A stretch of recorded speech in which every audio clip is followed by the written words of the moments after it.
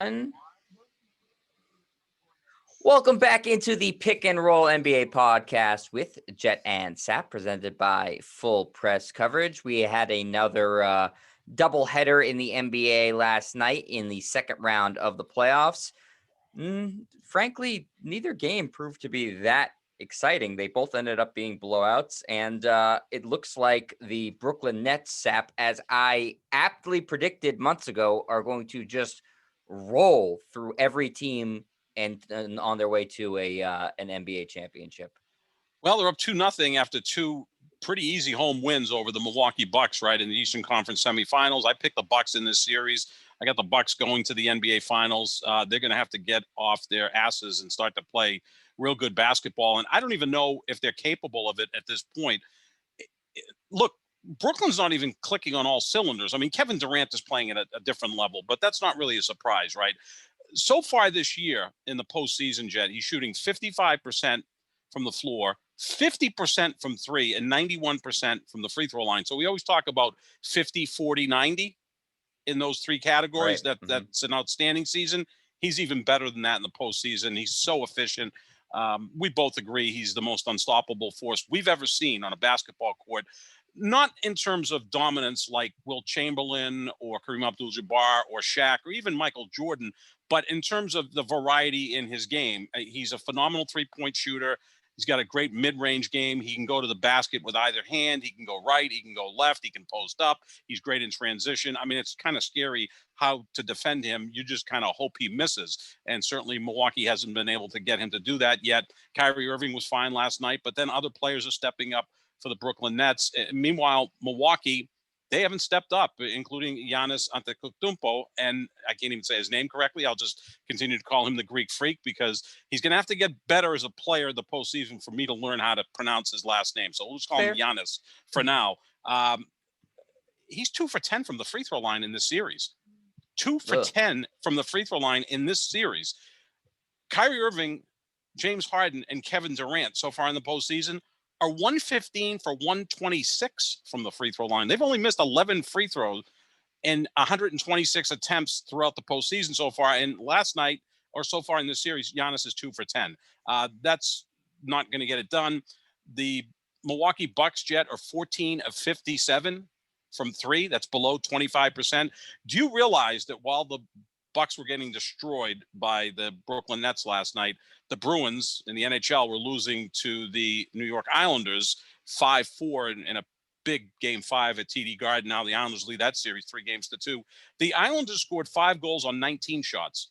The Islanders had a higher shooting percentage in a hockey game than Milwaukee had from 3-point territory last night. That shows you how good the Islanders were, maybe how bad Tuukka Rask was, and how awful the Milwaukee Bucks have been shooting threes in this series so far. 14 of 57. That's below 25%. That's something they need to do a lot better. That's their chance of winning is Chris Middleton, Drew Holiday stepping up, and they just haven't been able to. And it kind of maybe leads us back to Drew Holiday and Chris Middleton being really good players, but they're on again, off again, all-star caliber players. They're not perennial all-stars.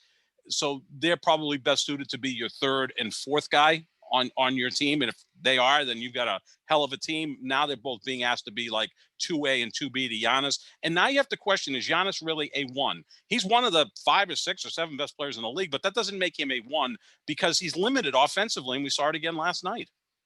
Yeah, I still think he is. I just think you don't really know if somebody's a true 1 until you give them a true number 2. In that regard, Good point. It's also, Sap, this is my concern all along, is that as great as some other teams might look on paper, and I think that on paper, Milwaukee looks excellent, and I thought that they had the personnel to slow down Brooklyn, but it just there's no slowing down Brooklyn. It doesn't matter if you have the personnel to do it. Kevin Durant's unflappable, unguardable. He doesn't have bad games. He's just that efficient. He does not play poorly. And then, you're kind of hoping that everybody else plays poorly, but Brooklyn has enough, even without James Harden, they have enough guys who can, fill in the gaps. It's just so hard to beat them. And last night, if you don't play, this is what the problem was when you played the Warriors. If you don't play perfect when the Warriors were really good, you couldn't beat them. It's the same thing basically for the Nets. If you don't play perfect, you can't beat them. And if you play far less than perfect, like what Milwaukee did last night, you get blown out. And that was a blowout. It was a blowout from the get-go, 125-86. I mean, that's a mauling. You don't see that in the second round of the playoffs very often. So, today everybody's on Milwaukee. Stephen A. Smith's calling them a national embarrassment. And they should be embarrassed that these games haven't been competitive, especially without James Harden. But this is the way I sort of saw it happening months ago, is that as good as these other teams looked, uh, Brooklyn is just they're just so much better than everybody else. I am surprised that they're able to do this dominantly without James Harden. Mm-hmm. I'll say that, but I'm not surprised they're winning this series and that they won both of those games. I'm disappointed that Middleton has not stepped up and Holiday has not stepped up. I mean, Giannis, I think he played great in the first game. He played fine in this game, other than the free throw shooting was terrible and he didn't score quite enough, but he did have 11 rebounds and he played, I guess he played okay defense. It's just Brooklyn's just that good, Sap. I don't even know if I can fault teams for losing to them at this point. Well, you can if they lose by 39. And in game one, the final score was a lot closer than the feel of that game, because Milwaukee scored, I think, like 12 of the final 15 points in that game to tighten up the final score. But this hasn't been a series so far. And we go back to Giannis, and I think that the flaw in his game is he really can't shoot from the outside. Now, that's a major concern. He is willing to take those outside shots, which Ben Simmons isn't comfortable taking. The difference is Ben Simmons has Joel Embiid as his number one guy, where Giannis has a 3 and a 4 and Chris Middleton and Drew Holiday. So he has to do more of that than obviously Ben Simmons can do on a nightly basis. The other thing, and I've said this for a million years, well, not quite a million years because Giannis hasn't been in the league that long. I like him in the low post better, or you use him in a pick and roll situation where you can send him to the rim and have Middleton or Drew Holiday or anyone else feed him up near the basket. That's where he's unstoppable. He's not quite as big as Shaq was. I mean, Shaq was 350 pounds. Giannis is about 250, but he's more athletic than Shaq was. Get him in those situations. Why he brings the ball up the court so much still mystifies me. He's a good passer, but he can pass from the post where he's closer to the basket. Why would you take a guy who's so dominant close to the basket and have him operating 25, 30 feet away from the basket? Doesn't seem to make much sense. Now, LeBron does that a lot, but LeBron goes to the basket better than Giannis because he's a better passer than Giannis, so there's more options for him. But why not get him coming off the wing, having him set pick and roll situations where he dashes to the cup, or just get him down low where he's unstoppable at 6'11", 250 with athleticism that's comparable to Russell Westbrook's. I just don't understand why you ignite your offense with Giannis. It should be run through Drew Holiday or someone else who can get Giannis in scoring position for some easy baskets. So he's not facing, 18, 22-foot shots, which he's just not comfortable hitting. He just isn't. That's not his game. So why ask him to do more of that? Ask him to do less of it, make him more efficient. That's the thing that makes it so scary, Jet, playing the Brooklyn Nets, is how efficient they are. Like, Durant's this ridiculous scorer, but I don't even know if I've seen anyone in 45, 50 years of watching basketball, and that includes LeBron and Michael Jordan and Kobe and, Kareem and Shaq and all of these dominant players who's even close to being as efficient as Durant, right? Like, he might be the only guy I've ever seen who is a shooter and a scorer. Usually one or the other. Like, Steph Curry to me is a shooter. Klay Thompson's a shooter. LeBron, Michael, Kobe were more scorers than shooters, right? And you got Shaq and Kareem were just dominant down low. This guy is an all-time great shooter and an all-time great scorer. And he does it so effortlessly, all within the flow of the game. It doesn't seem like they have to do anything special to get him going. He gets himself going. I don't know. It's damn scary watching them play. I've got to, give you some props on this. I mean, they're not quite halfway through winning a championship, but boy, do they look good. And maybe the Celtics weren't that bad. They went 5 games with them and played them tough in a couple other games. So maybe the Celtics weren't as bad as we thought they were. And maybe Brooklyn's just better than we thought they were. No, the Celtics are terrible. That's true too. We're Except not for Jason Tatum, who Kevin Durant praises up and down and down and up, and he's Kevin Durant doesn't him. praise other players. Probably, yeah. So we'll see Jason Tatum in Brooklyn in like 3 years or whatever, and that'll be a lot of fun as Durant's 35 and still scoring 30 a game. Yeah, I think that the issue is with Durant is that also, part of it is in the NBA, and I'm going to sound like the cranky old guys. You can't be physical really anymore, so you No, can't hand check, you can't move him off his spot, and I think that would affect him. Listen, he's still going to score no matter what. In any era, yeah, he would score, but I think the only way that you could try to play some defense on him and bother him is to be physical with him because he is a twig. You can move him. He's not strong. Um, sure is. I mean, he can just shoot over you, but that's besides the point. I'm saying since you can't hand check and you can't really put your hands on anybody, you can't like move somebody. There's no way to defend him. It's basically like what a wide receiver is in football right Right. now. You Yep. just can't touch them. So if they get off the block and they get past you, there's nothing you can do about it. And so for Durant, basically he's off the block the entire time. You can't touch him. And because his biggest weakness is strength, that doesn't come into play at all in the modern NBA. It doesn't matter. You don't have the way he plays, he doesn't have to be physically strong. It makes no difference to him one way or the other. I think you said this before when they asked him when he did like one rep at the combine of lifting a bench press. He said, "Well, how much does a basketball weigh?" Doesn't make a Right. difference to him. So that would be the one way to combat him, but you can't do it. It's against the rules. Uh, I am surprised that Milwaukee through 2 games has not tried to be more physical in general as a team.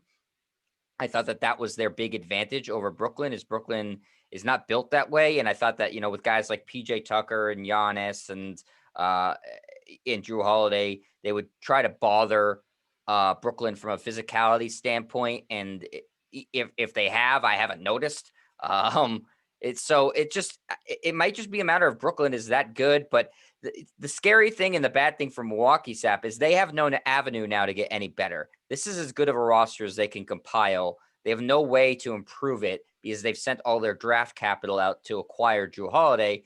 And a move I didn't dislike. I think that they needed to upgrade, and Drew Holiday was an upgrade. But now they have no mechanism to get better because nobody's signing there in free agency. Even as great as Giannis is, no one's recruiting players to Milwaukee. That's just it's not going to happen. So this if Brooklyn is what I think they are, they should have about a 3-year window here, and Milwaukee is going to be just actively blocked during Giannis's prime by this team that is just appears to be so much better than everybody else. And Brooklyn's doing this without James Harden, who's played less than 1 minute in this series. And I always looked at James Harden as the most irreplaceable player on the Brooklyn Nets, Durant being the best player, Kyrie being the most entertaining to watch. I know Celtic fans despise him, but as a pure basketball fan, you have to admire the skill level of Kyrie Irving.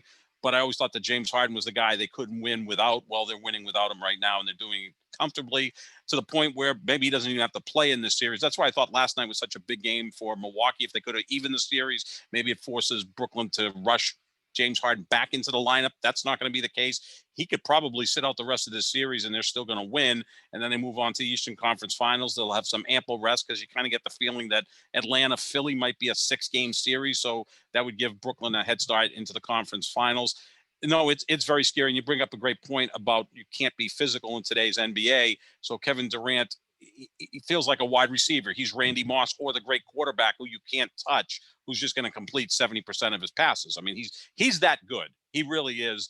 And look, this is all about legacy for him because if he wins a title here, he'd be the best player on 3 championship teams in 2 different cities. Chances are if they win the championship, he'll be the finals MVP because the guy is so damn consistent. This is all about legacy for Kevin Durant at this point. He's always been kind of the second best player in the league, or at least for the last 7-8 years behind LeBron.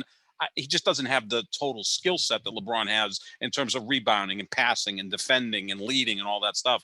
But man, to put the basket in the hoop, to put the basketball into the hoop, I've never seen anything like it. I really haven't. And I've been watching a long time.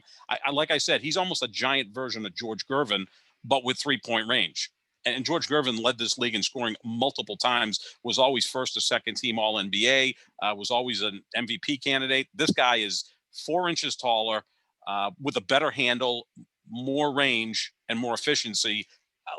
Just think of that. Think how damn scary this guy is. Yeah, no, he's an incredible player, and yeah, I think obviously his legacy will be bolstered if he wins another title, but Mm-hmm. people are still not going to give him full credit Right. because he's on another super team, and he won't acknowledge that. He'll say, give me all the credit, full credit. Right. I deserve it. And maybe he does, but he's never going to get it because that's why I was surprised at the time that he was so on board with the Harden thing, because I thought they could win without Harden, win a championship. It would obviously have been harder, but he would have gotten a lot more credit. Now with Harden in the mix, it just looks like it's Warriors 2.0, and people are going to say, well, you just jumped from one super team to the other. Right. He's never going to be embraced by No. fans as a whole because of how he's won those 2 championships and possibly a third this year. And I think it's going to continue to be a constant thing with him on Twitter and social media. People are going to know exactly what his soft spot is, and they're going to give him crap about it, and he's going to fire back, and it's going to be a never-ending thing.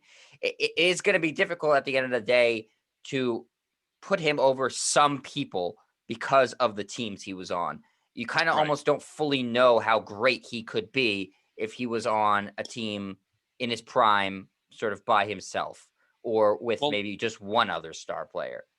Well, you know how I rank all the players, and I have Durant in the top 20 already. I think he has the potential to move into the top 10, but who does he supplant in that top 10? I mean, I have Oscar Robertson at number 10. Maybe he supplants Oscar Robertson if he has 3-4 championships.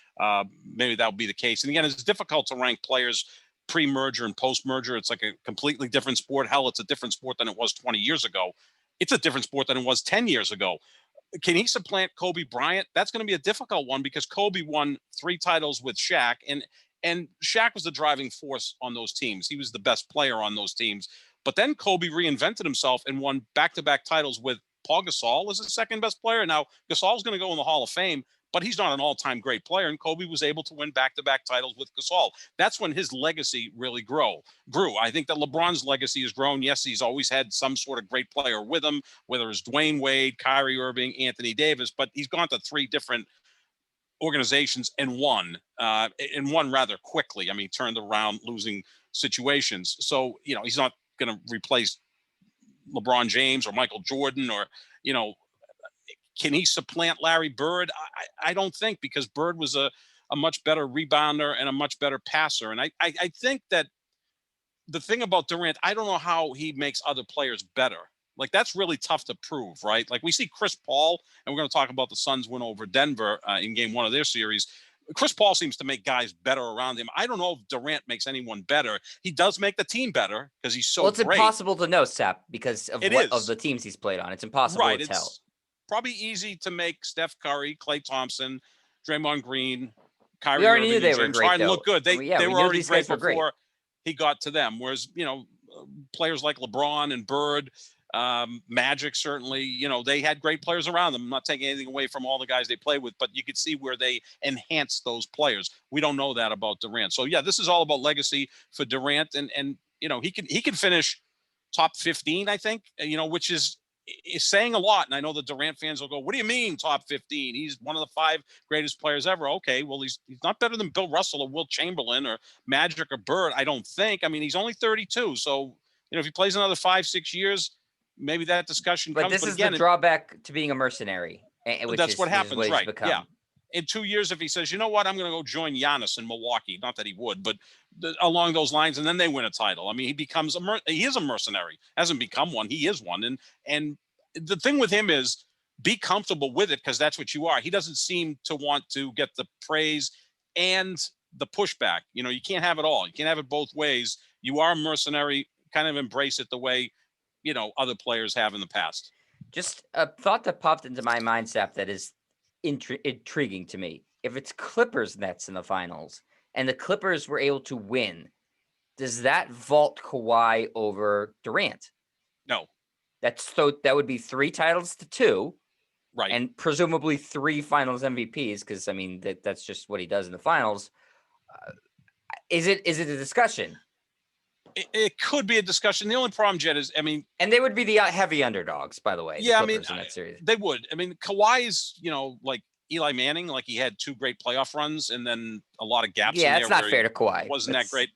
Well, okay.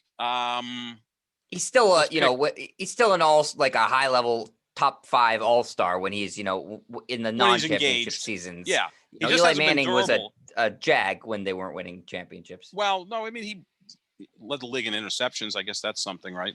Yeah, that's good. That's something. You led the league in something.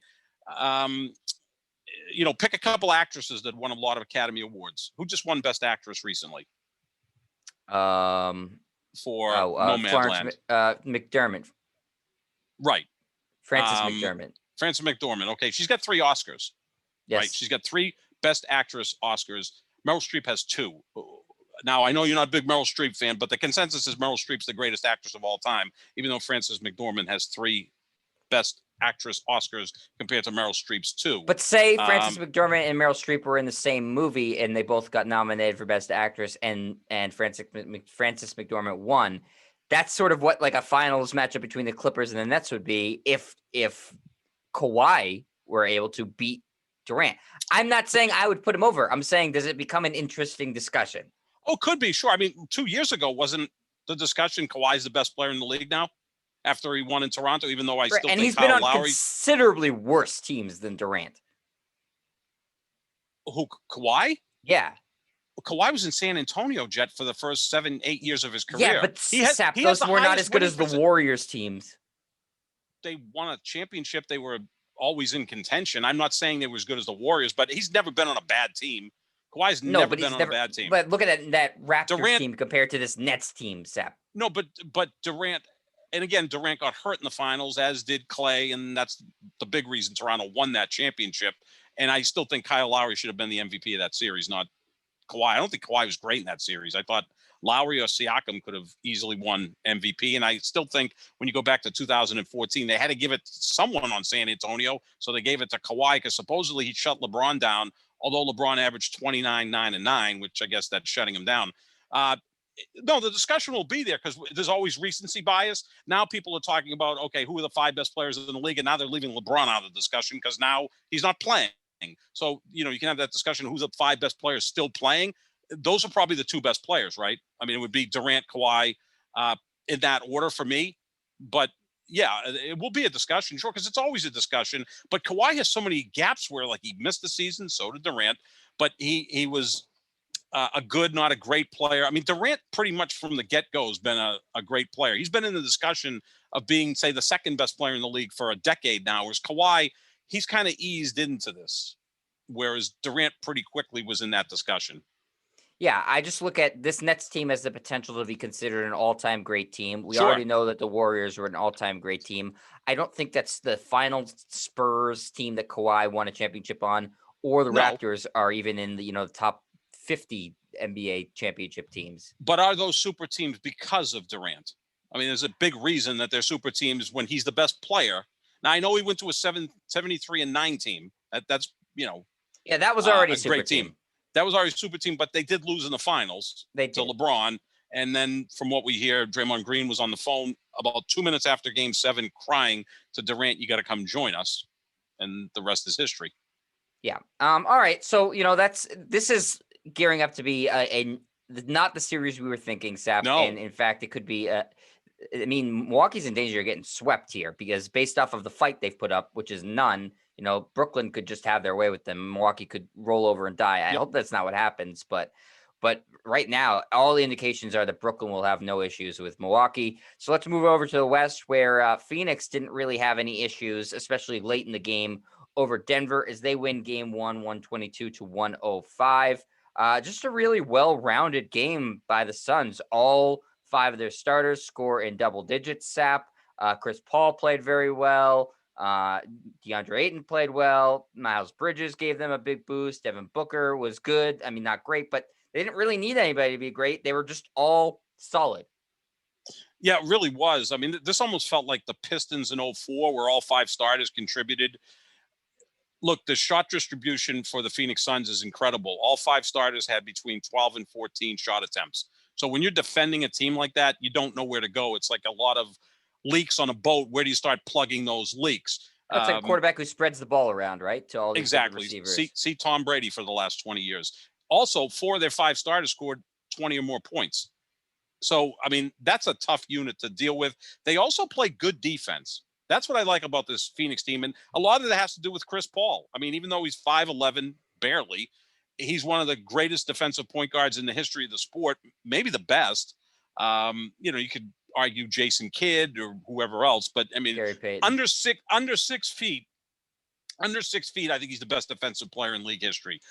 And he sets up that entire defense. And look, if DeAndre Ayton's going to match Nikola Jokic, the Phoenix is going to win the series in 5 games. Yeah. Jokic has to dominate that matchup. They were even last night. If you take those 2 players out of the equation, Phoenix is just better. Yeah. Oh, undoubtedly, Sap. If Ayton plays him to a draw, I mean, I think they'll win in 4 games. He has to. He can't lose that matchup or draw that matchup. He's got to dominate that matchup, like you said, especially without Jamal Murray. And they didn't get great production out of anybody. Aaron Gordon was pretty good last night. He had 18 points. Michael Porter Jr. only 15. I say only 15. That's like where he averages. He needs to score more in this series. Period. He's got to be in the 20. He's got to be in the 20s. He can't put up 15, which for a lot of players that's a fine night. He needs to be the second option. He's the second scoring option this team. He needs to be scoring in the 20s or they have no chance. And he has the ability to do it. I mean, we've seen it. He has the ability to do it, no problem. In a quarter. He can do that in a quarter. Phoenix is good defensively. They have Bridges checking him. Bridges is an excellent defensive player. Crowder is checking him too, another excellent defensive player. But 15 is just not going to get the job done if Denver wants to have a chance in this series. And obviously, Jokic has to be able to outplay Ayton. But credit to Ayton, who held his own last night, out-rebounded Jokic. Phoenix just, like I said, just efficient. Everybody got a chance to contribute. They made timely shots. They didn't let Denver go on any runs. They played just a really good team game of basketball. They're a well-oiled team right now. They don't have anybody to me that's standing out as like, holy crap, this guy is unstoppable. They're really solid where they are right now. And when need be, they can go to Devin Booker because he put up 47 in the Game 6 clincher over the Lakers. He's got that type of ability. But I think he's now understanding that the best way for this team to win is balance. Right? I mean, he scored 73 points here at the Garden several years ago, and Phoenix got blown out. What good does that do you? Chris Paul, I think, has this team headed in the right direction. He seems to be healthier with that shoulder. Now that can flare up at any moment. But the impressive thing about the Phoenix Suns is that balance, their ability to play defense. They're top 7 in offensive and defensive efficiency this year. I think the only other team that can say that, well, there's 2 other teams in the West that can say that, and that's Utah and the Clippers. So that they're going to be in these ball games. The other thing is it is a massive advantage for Phoenix in the backcourt because of the injuries that Denver is dealing with. I mean, Campazzo and Rivers against Paul and Booker, quite frankly, that's a matchup. So if Phoenix even plays to a draw up front, they're going to win the series handily. And again, I think Denver's a team, I give them credit. The 4 teams that made it to the conference finals a year ago, they're the only one that got to the second round this year. The Lakers, Celtics, and Miami got bounced in the first round. But I think Denver at this point, a pretty tough 6-game series against Portland in the first round. I think fatigue's probably going to set in at some point. And look, Jokic didn't miss a game this year. And I think that at some point is going to leave him less than whole. I liked Phoenix to start this series. I like Phoenix to win the West. I think getting through the Lakers, it was a big deal for that organization. And the more Chris Paul gets healthy, I think they're going to be tougher to beat. Again, if they get to the finals and play Brooklyn, it's going to take a miracle for them to beat Brooklyn. And you'd feel bad for Chris Paul if he finally gets to the finals and he's staring at the Brooklyn Nets. Just not your year. Yeah, I think the 3 most confident teams right now in the playoffs remaining are Brooklyn, obviously, Atlanta, and Phoenix. I think that they're playing with the most confidence right now. By virtue of beating the defending champs, Phoenix should be confident, regardless of the injury situation in LA. Phoenix should feel good about being able to get through that series, and now they're playing, a Nuggets team that's also banged up with injuries, though they have the presumptive MVP. And Phoenix has home court advantage, as they did in the last round. They should be able to win. When you have home court advantage in the playoffs, you should win. Now they won't if they play Utah in the next round, but they're not looking ahead to that. I think you pointed out well, Sap. The backcourt is such a mismatch. Austin Rivers was on the street just a couple months ago, not with a team. Campazzo isn't really a starter. He's sort of forced into that role because of injuries. So just a massive mismatch. I wonder if Phoenix is able to go up 3-0 in this series, and that's still obviously a ways away. This was game 1. If they would want to try to buy Chris Paul a game of rest. They and could do that. looking out, because I don't think he does look better. I don't think it's an injury that is going to go away by playing. I think he needs, more rest, probably the better. And they're going to need him, whether they play Utah and then if they advance through or the Clippers, and then if they advance past them to probably the Nets, they're going to need Chris Paul as close to 100% as possible to even have a chance. Yeah, I'd like to be in the room when Monty Williams broaches that conversation with Chris Paul and says, Chris, we're up 3-0. We want to sit you in game 4. That's not going to go well because that guy's the ultimate competitor. It won't. But again, I do think it might be best for the team because it would make the most sense. Yeah. Although you never want no chance against Brooklyn with him less than 90, 95%.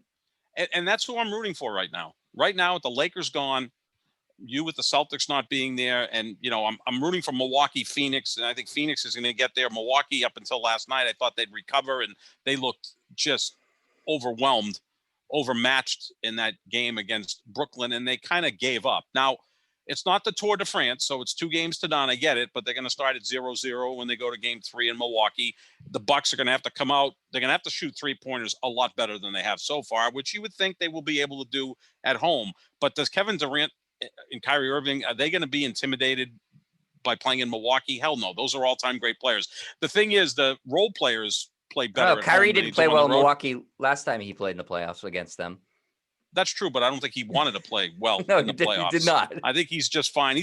Kyrie's in a better headspace now than he was 2 years ago, which is good for something him. That I don't think Sigmund Freud would even know how to parse or deal with. But and look, there's no pressure on anybody in Brooklyn. Like if Kyrie's having an off night, Durant can say, you know what, my friend, I'll go get 45 tonight and do it efficiently. Yeah, Durant doesn't have off nights. He really doesn't. He really doesn't. I don't even know who to compare this guy to. It's scary. Like other sports. I've always compared him to Aaron Rodgers because I think Rodgers is the most naturally gifted quarterback I've ever seen. That doesn't mean he's the best quarterback I've ever seen. Tom Brady has 7 Super Bowls. It's almost like this weekend when we were at our friend Chris's, bachelor party, which, we were in Cooperstown, New York, and Chris is like enamored with golf at this point. And he's like, on the heels of Phil Mickelson winning the PGA, I think a couple weeks ago, he's like, Phil Mickelson is the most gifted golfer I've ever seen. Doesn't mean he's better than Tiger Woods, but natural talent. Phil Mickelson's probably more talented than Tiger, but Tiger was so driven and was constantly in great shape, and his whole life was golf, and he was clutch. But in terms of natural talent, Mickelson was probably the more talented golfer. Kind of like that and I said it's kind of like Aaron Rodgers and Tom Brady, right? Like Rodgers is more naturally gifted, but Brady's got 7 Super Bowls. And you maybe get this conversation with Durant and LeBron. Maybe Durant's a more natural scorer than LeBron. I still think LeBron just does more than Durant, right? I mean, at his apex. I don't know if there's ever been a more naturally gifted basketball player than LeBron. Yeah, I think he's the most. I think he's the most talented, right? Just pure basketball. When you talk about like what can't he do, like pretty much. That's why we say no kids, like he's popular, but no kids like are emulating him on the court because he's just like, no one's that freakishly talented, built like. No, that big. And although last night, Dan Sileo he's a basketball robot. He really is. I mean, Dan Sileo is an idiot. Dan Sileo. What an idiot. I mean, I sent you that tweet and it was like, he's saying that LeBron James is basically Carmelo, but with the rings. And you went back and said, well, that's kind of the idea, isn't it? To win rings. And I'm like, the only thing those two guys have in common are their physiques. They're both like 6'9", so what is 255, 260. Is it like he's not a clutch player? Is Tom Brady part of it? Is Tom Brady Ryan Tannehill, but with rings? Like what are we? The rings, right? What the hell are we talking? He's Tony Romo, but with rings. Like, well, right. The rings kind of are important. The rings are important. It's sort of the end game in all these seasons. And he's trying to like. Those two guys have nothing in common. I think LeBron James wouldn't even want to talk to Carmelo. They're the same body type. That's the whole thing. Same body type. That is it. Like their games aren't even similar, but the same body type.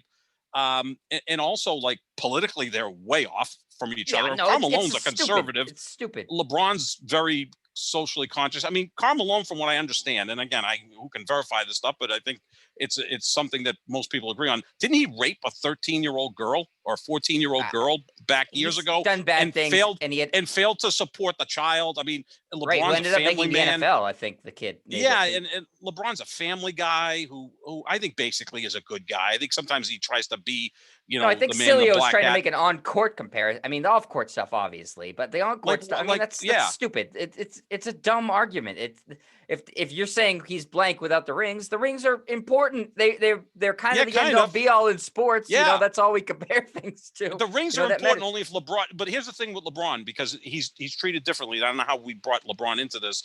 I know tomorrow in the podcast we're going to talk about the Lakers and what they need to do to get back into contention. But it seems like the rings are important to everybody except LeBron. Like he has 4, which is actually more than Bird, but yet people say Bird was better. Like no.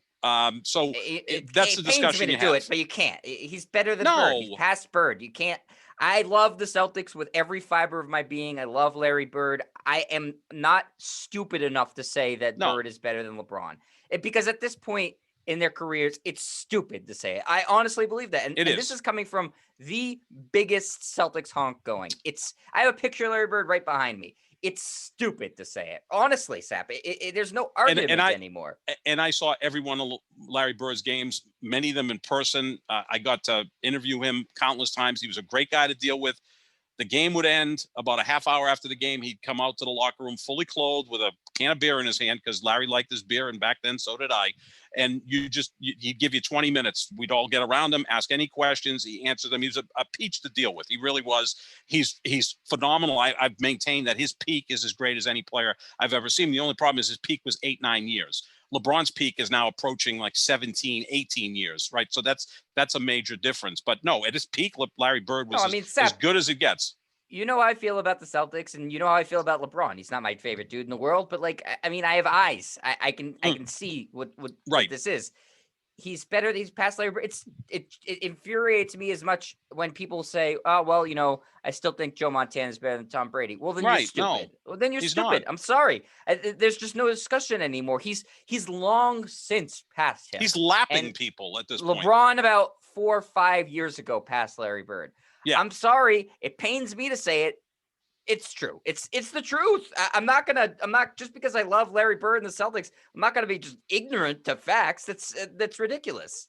When he won that third title, the first in Cleveland, I think he surpassed Bird at that point because they each had 3 titles, but then the rest of the resume favored LeBron James. And I've always maintained that what made Michael Jordan and LeBron James kind of better than everybody else is their ability to play defense. And then because of their extreme athleticism at the end of a game, they just had more in the tank than say Magic or Bird or just about anybody else had, right? When you get to the final 2 or 3 minutes. No excuse for being ignorant. No, you can have your favorite player and still say, look, Aaron Rodgers is my favorite player. I love watching him play. I think he's eminently more fun to watch than Tom Brady, but Tom Brady's the superior quarterback. I mean, Rodgers has had opportunities to beat him last year in the playoffs, and he didn't exactly play well in the fourth quarter of that NFC Championship game. Could have played better. Maybe they would have won. So, yeah, you're an idiot if you come out and just defend people. It's like Bruins fans constantly defending Tuukka Rask. It's like they try to tell me that he's, one of the great goalies of all time. I'm like, well, no, he's very good, but in big moments, he's not always there for you. So, no. You have to be fair. That's why what we do is important because we bring a perspective of at least being rational about these things, right? We're not just here, waving pom-poms. I mean, the Dan Cilio thing. I mean, he's an idiot, and it's idiotic. Talked by Jerry Callahan tweeting out that LeBron's the least popular player in the league in places like Wyoming, Utah, Nebraska, Kansas, Idaho. It's selective data, Sap. He is the least popular player in the league, but he's also the most popular player in the league. So, you're kind of omitting a big piece of that. You don't remember Howard Cosell, but Howard Cosell was always voted the most popular sportscaster and the least popular sportscaster because everybody knew him. Like, how many NBA fans are in South Dakota? The one player they know is LeBron James, and he's polarizing, so some love him, some hate him. Yeah, I kept looking at going, boy, this doesn't look too racist, does it? Like, oh, my God, people hate LeBron James. Yeah, but people love him as well. Yeah, he's the most popular and the least popular. That doesn't surprise me. That's typically how it goes. That takes a lot of talent, doesn't it, to be both? That's pretty impressive. Well, we had a president for 4 years that was similar. That's true. I would venture to guess Brady is probably the same. Probably, yeah. Not to quite the same fever pitch. And even though football's the It's biggest because sport in this LeBron's country more by involved far, politically. That's more what it involved is. politically, and basketball players are bigger stars. They're out there in a tank top and shorts, and Well, they it's an play international 82 sport. games, Football and is it's an just a international sport. U.S. thing. We see Brady pop in every Sunday. He's still in a helmet. I still maintain that, like, lapsed football fans last year turned into the Super Bowl and said, Brady's with Tampa now? Like, when did this happen? Like, and they were like, okay, I'll root for him again, or I'll root against him again. But yeah, I mean, the Cilio and Callahan, not surprising that those guys were tweeting out stuff like that, because that's kind of their brand. Great. Good and luck. Now you've made me defend LeBron. Thanks, Sap. All right. I am talented. Very talented. You keep getting me to do it somehow. All right, let's get into these games tonight before we wrap things up. 2 games on the slate for tonight, one in the East, one in the West. Game 2, Hawks-Sixers. The Sixers are at home, and they are down 1-0. The spread in this one, Sap, has Philadelphia favored by 6 points. How do you see this one playing out? Well, Zigzag has been zagging a lot lately. Not good. No. Last night, Zigzag had Milwaukee winning that game, and as a 1.5 point dog, they only lost by 39. So that was certainly Vegas considered cleaned up a loss. on that one. Yep. Yeah, if people were going with the Zigzag. It's kind of interesting. The game last night was Brooklyn favored by 1.5, and when they go to Milwaukee, the Bucks right now are a 4-point favorite. Vegas is saying that Milwaukee's better than Brooklyn. I don't know what they're watching, or maybe there's some unnatural money coming in on the Bucks that impacts the lines. Like, there's someone out there. Maybe there's a lot of money coming from Greece supporting Giannis that he's going to end up winning this series. That could be the case. Greek mafia money. Yeah, exactly. I like Philly tonight. They have to win this game. They can't get down 0-2, then go on the road with Embiid still less than 100%, although he was dominant in game 1. They're going to have to deal with Trae Young, though. Philadelphia's going to have to figure out a way to combat Trae Young. Now, Ben Simmons was talking about that he'll check him, which I think he did in parts of game 1. Will he be allowed to play physical? I mean, Trae Young's 6'1"? No, yeah. It's the NBA. You're right. You pointed that out about a half hour ago. No one gets to play physical. I mean, talk about a physical mismatch in terms of size and strength. Trae Young and Ben Simmons. I mean, that almost looks Trae like Young's going to have to dribble under Ben Simmons. He probably could. I mean, Ben Simmons, I don't think we realize how big he is. He's 6'10", 250. He's huge. He's like a little taller than LeBron, and he's not that much thinner. I mean, he's jacked. And he's a great athlete, and you got Trae Young at 6'1", who, quite frankly, is punking the NBA right now. I mean, it's like he's scoring 35 and laughing in their faces. I might get a Trae Young jersey. Oh, he's really grown on me as well. Again, like I said, he's not quite the shooter Steph Curry is. No one is, but I think he's a better passer. He's gonna get a big sneaker deal out of this, is my prediction. And again, the kids are gonna love him, right? Like, the NBA is gonna push him. They're gonna push him. Yeah, they are. It's gonna be him and Luka, because they were in the same draft. They were technically kind of traded for each other. They were, and it worked out good for both teams. I think Trae Young fits in Atlanta. I think Luka fits in Dallas. I don't think either of them would have been as successful the other way around. Yep, exactly. Maybe the teams can merge and you'll have both of them on the court together. That'd be a very good team. That would be scary. Then maybe someone could beat Brooklyn, but they'd still be one player short of beating Brooklyn. But Philly has to win this game, and I expect they will. They've got to make the adjustments defensively so Trae Young doesn't just run laps around them. Yeah, well, we know, and we talked, at length about Durant being unstoppable, but the most unstoppable player in the NBA is actually on Philly, because I mean, nobody can guard Embiid. No. We've talked about this about 1,000 times this year. The game he went up against the best defensive center in the league, Rudy Gobert, he just ate his lunch. So Embiid, and he played great last game. If he's 100%, which I don't think he is, but he's close enough, he should be able to put up 35, 40 on this team anytime he wants to. And then it's a matter of the rest of the guys on Philadelphia living up to their end of the bargain. You'd have to have Tobias Harris have a nice game. Ben Simmons needs to hit his free throws at least at a reasonable clip. No one's expecting him to go 80% from the line. Just be respectable. 3 of 10 last game is not respectable. And then, just do a little bit of a better job on Trae Young. I don't think that the adjustments need to be massive in order for Philadelphia to win this game, as opposed to the Brooklyn-Milwaukee series, where Milwaukee has to overhaul everything they've done in order to win. Philadelphia was close enough. and they're the better team, in my opinion, that they can make the minor tweaks in order to win this game. So I'll take them. I'll take them with the 6 points. I think that they'll win without too much trouble tonight. But I think that Atlanta still has a game that they're going to take away from them. So I still see this one going 6. Oh yeah, without question. And I think we talked about that before the series. That Atlanta under Nate McMillan's 32-12 since he took over. I mean, that's basically winning 3 out of every 4 games. That's damn good. And they made short work of the Knicks. Look, they're more talented than the Knicks. And I wasn't surprised that they won that series over New York. I'm a little surprised that it only win 5 games. But Atlanta's been one of the best teams in basketball the second half of the season. So I expect them to continue to do that. Can they win this series? Yeah, they can win this series, especially if they win tonight. They'll take a stranglehold on this. But I expect Philadelphia to come up big tonight and B, to be dominant as usual. And again, this is going to fall on those perimeter shooters. Is Danny Green going to shoot better from 3? Is Seth Curry going to have a big game? Is Tobias Harris going to do what he can do? And as you said, Ben Simmons has to shoot better from the free throw line. The only problem is, Jet, so far in the postseason, he's shooting at like 34% from the free throw line. He's going to make it impossible to have him in at the end of games. I mean, they just like you said in the last game, they're just going to hack him, which you should. That's the best strategy for him because he's a crappy free throw shooter. Why not? And I'd rather him shoot free throws than the ball even touch Embiid's hands. No, because he's going to score like every time he gets it. And the thing about Simmons, it's not like he's a power forward. He's kind of built like a power forward. He's their primary ball handler. So it's easy to foul him. You get him the ball and you foul him, and chances are, at best, he's going to make 1 out of 2. Someone's got to get a hold of Ben Simmons and say, look, you can become one of the 5 best players in the league.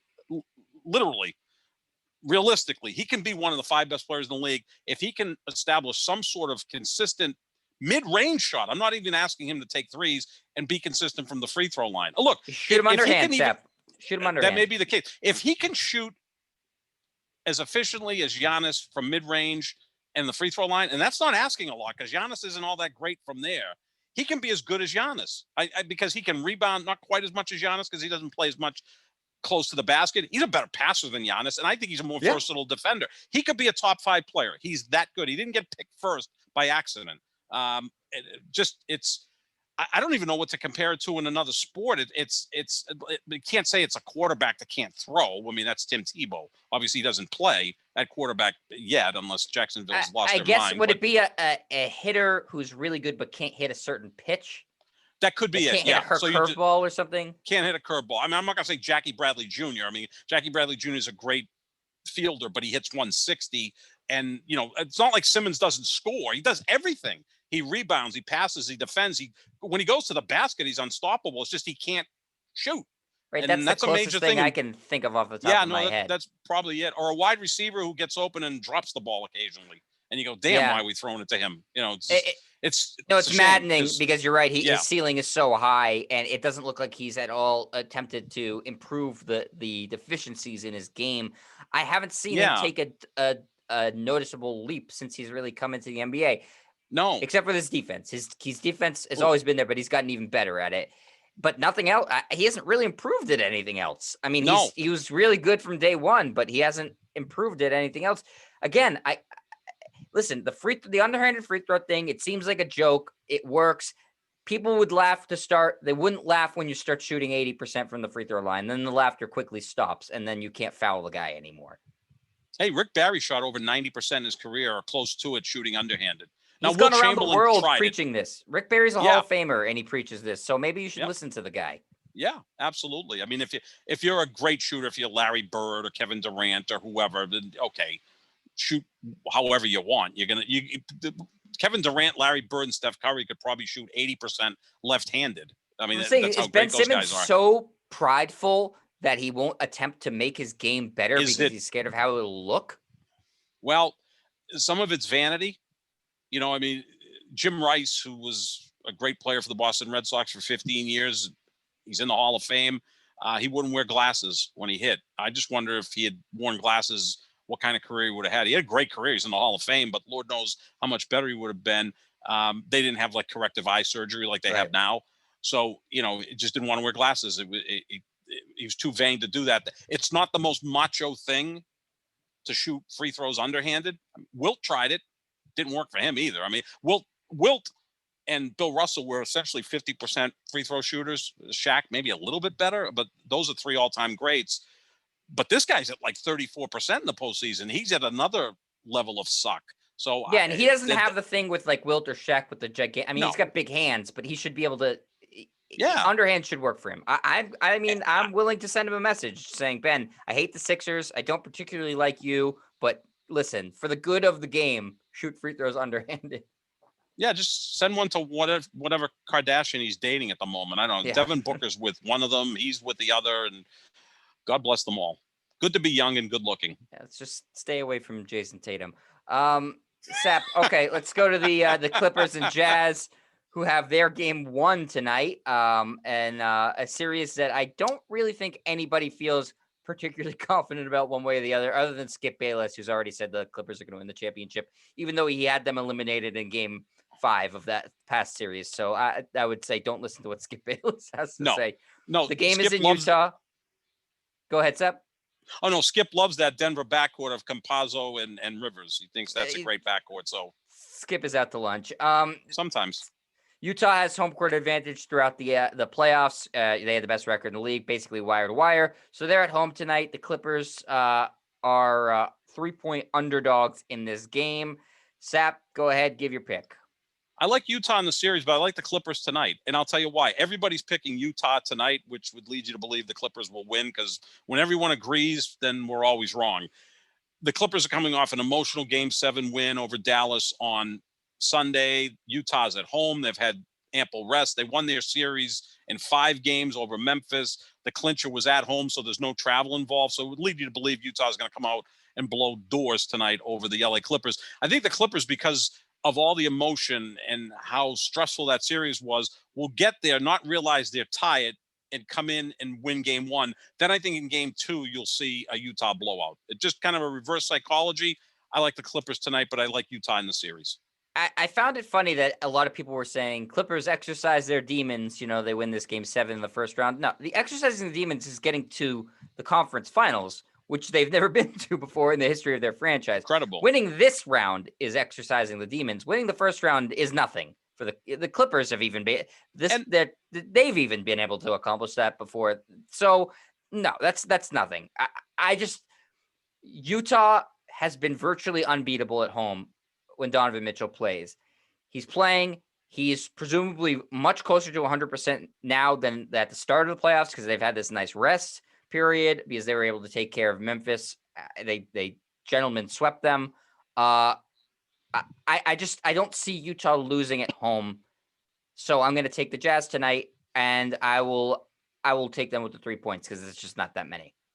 Yeah, it's not that many points. I'll go with the Clippers to pull off the upset tonight, but still lose in the series. And look, what's going to satisfy Steve Ballmer? Anything short of a championship going to really please him? I mean, if they lose to Brooklyn in the finals, they have to get to the finals. But do you think Steve Ballmer's really a reasonable guy? I mean, he's worth $80 billion. He's won with everything he's touched. If they get to the finals and lose, he's going to be pissed. Right, yeah, still. Reasonable, no, but he's not stupid. And I think knowing that what Brooklyn is, because we're just assuming Brooklyn's going to get there at this point. I mean, I've been saying this for months, and I think you're starting to come around to it. I think what else are you supposed to do with the Clippers? You can't just suddenly say, hey, we're going to add Giannis to this team and really try to compete with them. I mean, there's nothing that really can be done if you're going up against a juggernaut. They have a big 2, whereas Brooklyn has a big 3. And now we're seeing those Brooklyn role players play better and better and better. And part of it is because Durant stretches the floor to the point where all of a sudden the likes of Joe Harris or Blake Griffin have plenty of space to operate, and they go ahead and do what they do. Mike James was a player that came on board midway late in the season and has been spectacular. Like every team in the league had an opportunity to get him, and give Brooklyn credit for adding those nice pieces. I remember when Blake Griffin went to Brooklyn in the buyout market and Andre Drummond went to the Lakers in the buyout market. I'm like, well, I think the Lakers may have improved more so than Brooklyn. No, not at all. Because Andre Drummond, although he can rebound, he seemed to be in the way of LeBron James and Anthony Davis. And Blake Griffin's kind of reinventing himself on the fly here. No, he was intentionally dogging it. He was always this. And he was dogging it. That's the difference between Drummond, who I think continued to play hard for Cleveland, but they wanted to get rid of his contract. Whereas Blake Griffin, yeah, he just dogged it in Detroit. And again, that's another reason why you will be rooting, and I think everybody's rooting against the Brooklyn Nets. I mean, the last team I want to see win the title is Brooklyn. The second team I want to see win the title, the one that would turn me off the most, is the Clippers. Anybody else, I'll be fine with. I can live with the other 6 teams winning it. The unfortunate thing is most likely Brooklyn's going to win the title. So I'm going to have to deal with that if that happens. Yeah, it's interesting too. The whole if Phoenix is to get there too, it's 2 teammates, former teammates of Brooklyn that Chris Paul hates. Yep. Because remember, he also did not like Blake Griffin. We know it didn't end well with James No. Harden, but remember, it really didn't end well with Blake Griffin. So No. it'd be the Chris Paul revenge tour. He would really be motivated to beat that team, but nobody's beating that team. I just don't think so. But so you have the Clippers tonight. I have the Jazz. Yes, Al? Yeah. One final thought, and I was thinking about this watching the games last night. Could you picture Chris Paul and Kevin Durant on the same team? How unstoppable that would have been, in all seriousness, because I think Durant doesn't need to be the alpha. Like, he's just content to play basketball. Like, he'll go get his 32, 8 and 8, Yeah, but or does he whatever like he to puts up get for barked numbers. at? I also think Chris Paul's smart enough to know who to bark at, know who not to bark at. Like, he didn't really bark at James Harden all that much. James Harden isn't Kevin Durant. Like, I'm just thinking from a pure aesthetic standpoint, Chris Paul and Kevin Durant on the same team. Yeah, you'd think it'd be really good. I think you're right. Chris Paul might be able to know who to do that to and who not to do that to, especially later in his career. I don't think he in LA it fell apart. It didn't work. He didn't know how to do that. But I think you saw, Draymond Green is a leader, and he's, the guy who sort of barks at people in Golden State, and we saw what happened with Draymond and Kevin Durant. So Durant's sensitive. We know that. So I think he's better just left alone. Like, Kyrie's not going to bother him. James Harden's not going to bother him. Steve Nash is definitely not going to bother him. I think that's when Durant says best. Just like, leave him alone. Don't tell him what to do. He'll figure it out. Doesn't need a coach. Doesn't need a player to tell him what to do. Perfect definition of being a mercenary, right? Because that's what a mercenary does. Absolutely, like, it's like a hitman that comes in and no one ever really meets him. They get a hold of him through a third source, and he comes in and he's got his gun and he takes care of the job and goes away and gets paid later. That's Kevin Durant just likes playing basketball. I don't think he needs all of the other stuff, like being the leader, the spokesman. He's even uncomfortable in interviews now. He's, kind of was an asshole to the reporter after the game last night, but then he caught himself, and I think he probably felt bad and said thank you for the compliment and much love. All the reporter asked him is, it's 2 years to the day when you blew out your Achilles and you had your calf injury. Did you think you'd be in this spot 2 years later? And he goes, is that a real question? Like, obviously great athletes don't doubt themselves, but you could be a little bit more humble about that. But then he kind of caught himself. He is trying to be the bad guy when I think naturally he's not. LeBron went through this too. LeBron, was being painted as the man in the black hat because he left Cleveland and went to Miami. He was never comfortable with that either. I think they're both, guys that should just embrace whoever they are rather than trying to be something else. Yeah. I think that's a fair point, Sap. All right. Well, that's going to do it for us for the Pick and Roll NBA podcast with Jet and Sap, presented by Full Press Coverage. You can find this podcast on our YouTube at youtube.com/JetStryer, or you can find it wherever podcasts are found if you prefer the audio version. Tomorrow, we're going to be talking about some of these eliminated teams, specifically the Lakers. Sap is going to finally do his postmortem for his beloved Los Angeles Lakers and LeBron James, and try to figure out what went wrong and how they can fix it for next year. We'll also touch on the Blazers and what they're going to do if they're going to blow things up in the offseason, and if the Mavericks are going to get any help for Luka Doncic. So make sure you check that out tomorrow. That podcast will drop around 1:30-ish tomorrow. So make sure you check us out there, and we'll talk to you then. See you, everybody.